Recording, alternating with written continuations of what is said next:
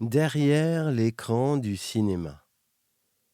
Peut-on éteindre demande Lolita. La jeune femme s'est laissée porter par ses jambes et est debout en pleine séance de projection d'un film. Le cinéma est bondé et les bruits de pop-corn n'en finissent pas de résonner. L'acteur du film s'arrête de jouer. Mais enfin, Lolita, je ne comprends pas. Qu'est-ce qu'il t'arrive interroge Marlon Banjo dans une scène où il répond au téléphone. Lolita reste debout. Un robot lui apporte une glace aux frites. C'est votre parfum préféré, Lolita, lui dit le robot. Tout à coup, les acteurs des films des prochaines séances débarquent dans la salle.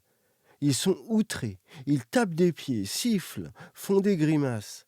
L'acteur principal du prochain polar entonne le cri de la révolte. Lolita, tu n'es qu'une égoïste. Et nous? Et eux? Tous ces cinéphiles, tu y penses dit Jack Schwingham.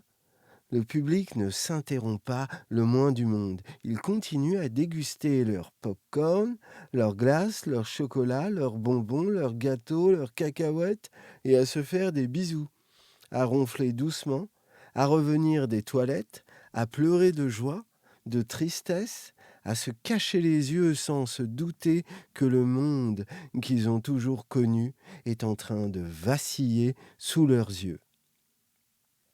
Lolita fixe les acteurs qui l'entourent et les autres téléhumains. Elle saute sur la scène et fait signe à Marlon Banjo de fermer sa bouche et aux acteurs de rester où ils sont. Son regard est suffisamment convaincant pour que les acteurs mettent les mains devant eux et reculent. C'est bon, je sais. Moi aussi. J'en ai bouffé des films, des séries, des jeux, des sucreries depuis que je suis né dans ce grand cinéma. Mais j'ai fait un rêve. Dans ce rêve, il y avait un temps pour tout. Nous devions étudier, apprendre des choses, commence-t-elle.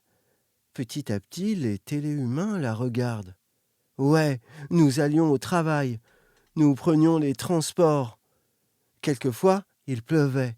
Et quand nous arrivions au travail, nos patrons abusaient de nous en voulant nous faire travailler plus, toujours plus, crie-t-elle. Oh yeah commencent à dire les téléhumains. Écoutez-moi, téléhumains. Nous étions malades, fatigués, et quelquefois, nous gagnions suffisamment d'argent pour aller en vacances.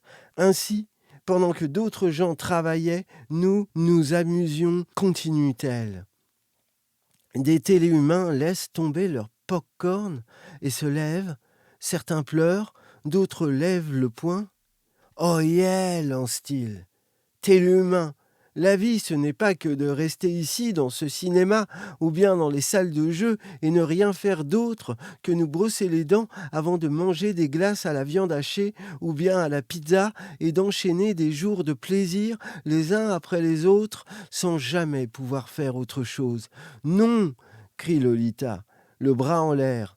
Tous les téléhumains sont debout, le bras levé, à leurs pieds un amas de sucreries abandonnées. Liberté crie Lolita. Liberté lancent les téléhumains. Lolita traverse la salle et s'avance vers la sortie. Elle arrache les bandes rouges et blanches qui barrent le passage. Elle ouvre la porte. Une lumière éblouissante déchire l'espace. Tout autour d'elle, il n'y a rien. Juste un désert à perte de vue.